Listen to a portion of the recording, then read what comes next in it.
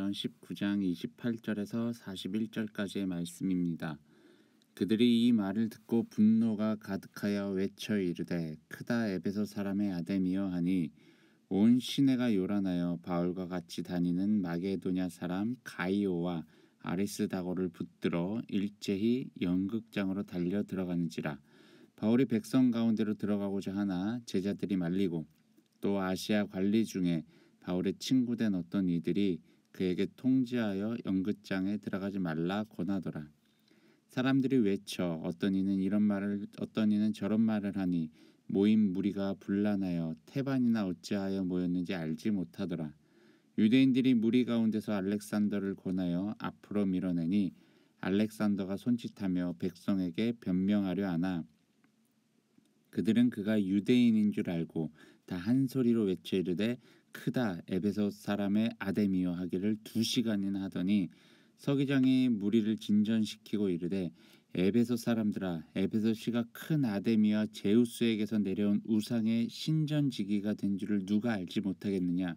이 일이 그렇지 않다 할 수 없으니 너희가 가만히 있어서 무엇이든지 경솔히 아니하여야 하리라. 신전의 물건을 도둑질하지도 아니하였고 우리 여신을 비방하지도 아니한 이 사람들을 너희가 붙잡아 왔으니 만일 데메드리오와 그와 함께 있는 직공들이 누구에게 고발할 것이 있으면 재판 날도 있고 총독들도 있으니 피차 고소할 거이요.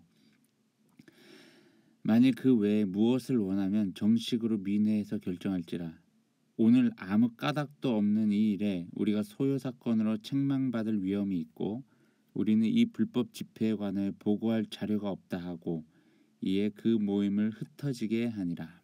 아멘. 오늘 하루를 허락해 주신 하나님께 감사와 찬양 올려드립니다. 데메드리오가 불을 붙여 이제 에베소 도시에는 아데미를 섬기는 사람들이 이제 한 자리에 모여 폭동이 이제 일어나게 되죠.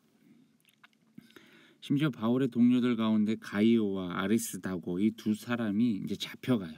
잡혀서 이제 경기장으로 이제 그들을 이제 데리고 갔는데 이제 바울도 함께 그곳에 이제 들어가려고 이제 시도는 했지만 함께 있던 동료들이 이제 바울을 말리죠. 그 경기장에 모인 사람들이 약 2시간이나 되는 그 시간 동안 아데미 여신을 찬양하기 시작을 합니다. 정말 말도 못하게 큰 목소리로 아데미 여신을 찬양을 하는데 그들을 진정을 시키려고 시도를 했지만 여러 차례 이제 실패하죠. 그래서 결국에 그들을 진정시켰던 사람이 누구였냐면 에베소 시의 서기장이었습니다. 그가 어떻게 이야기를 했냐면 아데미 여신을 사람들 앞에서 높여주죠. 그리고 아데미 여신을 섬기는 자들이 어떻게 이렇게 소동을 일으켜서 에베소를 어지럽히고 있는 이 모습이 아데미 여신을 섬기는 자들의 모습이냐 스스로를 돌아보게끔 만들어 주셨죠. 그러고 나서 이제 본론을 이야기를 하죠. 이제 조금 진정시켜 놓은 다음에 너희들이 잡아온 그 두 사람 아무리 봐도 죄가 없다. 그들이 정말 무슨 아데미 여신을 비방한 것도 아니고 뭐 아데미 여신이 있는 그 신전에 물건들을 훔쳐간 것도 아니고 정말 너희들이 그들에게 벌을 줘야겠다면 정당한 절차를 거쳐가지고 법정에 고발을 하라고 이제 매우 합리적으로 이야기를 하며 그들을 설득을 시킵니다.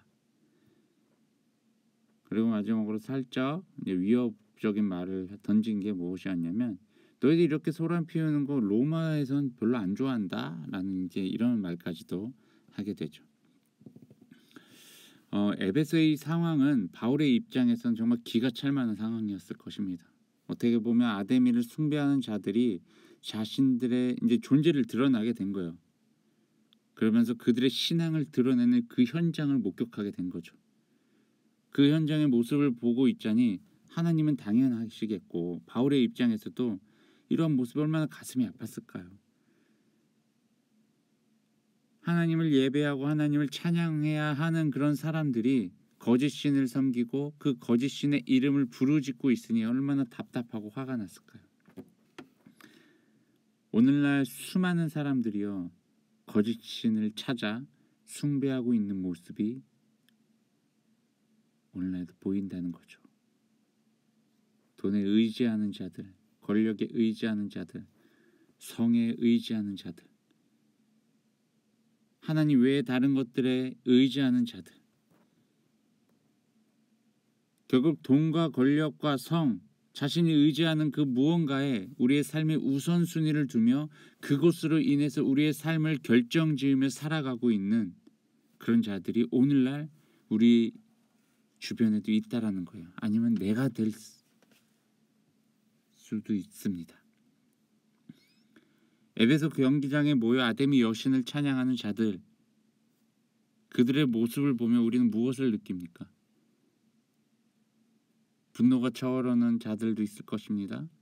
아니면 가슴이 답답하고 먹먹하고 또한 아픈, 그런 가슴이 아픈 자들도 있을 것입니다. 근데 이러한 모습이 오늘날 내 삶의 일부분을 차지하고 있지 않는지를 한번 돌이켜보자는 거예요. 우리는 그리스도인 이 정체성을 절대 흔들리거나 잃어버려서는 안 됩니다. 우리는 세상과 싸워 이겨 세상을 정복해야 되는 자들입니다.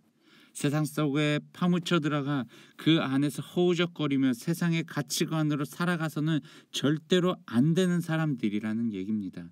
세상과 싸워 이겨야 되는 자들이라는 거예요.